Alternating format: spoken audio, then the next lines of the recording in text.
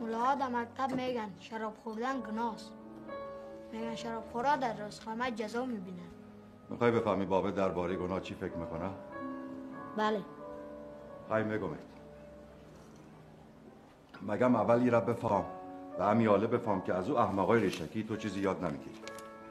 ملاها را میگین؟ من بریش او شادی های خودپرست لعنت میکنم. هیچ کاری ازشان ساخته نیست غیر از تسبیح گشتاندن و حفظ کردن کتابی که به یک زبان دیگر نوشته شده و مفهومش هم نمیفهمم.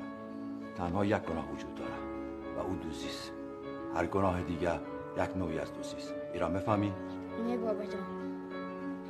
وقتی تو یک کسی را میکشی یک زندگی را دوزی میکنی. از زنش حق شوهر داشتن را دوزی میکنی. از اولادایش حق پدر داشتن را دوزی میکنی. وقتی به کسی دروغ میگی حق راستی را ازش دوزی میکنی. هیچ عمل زشتر از دوزی وجود نداره. متوجه شدی؟ بله.